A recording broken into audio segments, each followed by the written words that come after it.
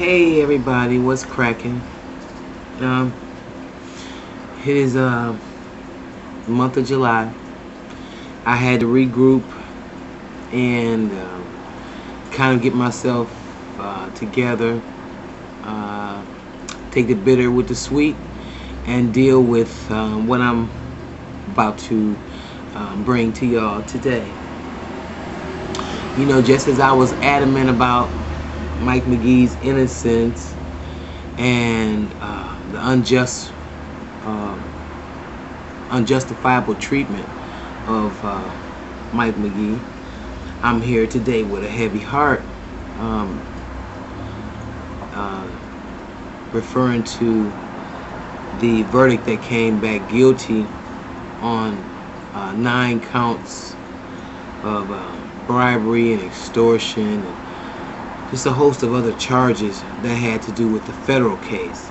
As you know, I'm involved with the state case, so that is going to go to trial, I guess, in October of this year, unless they, plea or do something or work out their magic now before the court date.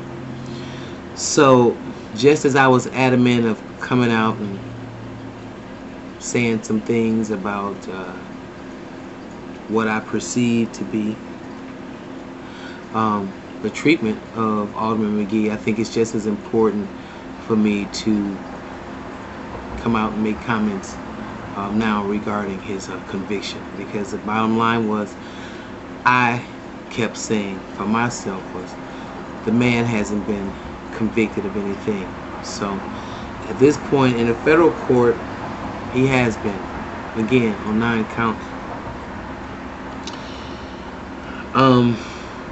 My feelings about wiretaps. First of all, under no uncertain terms would I agree, and do I agree, with American citizens being wiretapped. I just think that is a travesty. I think there are a lot of things that we say when we're in private, or when we're talking to our friends, our homies, or colleagues. I think they all, to some degree, have different overtones to them. And I think that a person's civil rights is definitely violated when they put themselves in the position of being wiretapped.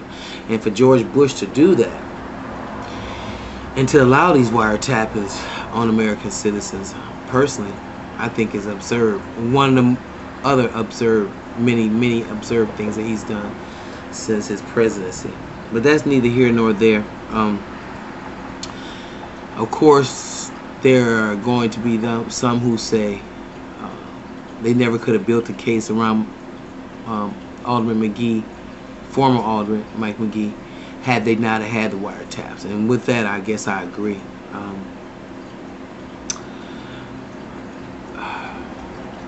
This is very difficult for me.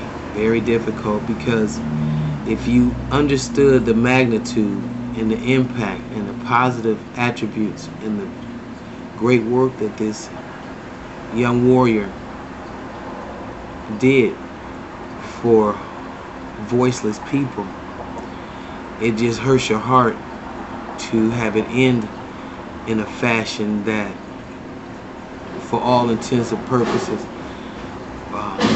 it looks like power corrupts. And absolute power corrupts absolutely. And those are the things that hurt, because he had such a promising political career, such loyalty from the people, and I believe he was loyal to them. Sometimes you can take the boy out the ghetto, but you can't take the ghetto out of the boy. And I think that's a situation that we really have, and we have right now. We really need to step up our professional game if we want to dance in the arena with professionals, and that's myself included. I know from being in corporate America, I could no longer look the way I looked, dress the way I dressed, spoke the way I spoke, and still think I'm a represent. At some point, you have to understand the ramifications behind what you're doing and what field you're playing in. It's very disturbing, because that's not the young man that I know. And that side of him I didn't have a privy to. I never would have suspected that he would continue to milk these cows in the community. I mean, especially with a name like McGee. I mean, having a name like McGee, living in the city of Milwaukee, you should already know you have a bullseye on your back. And if I was going to do something,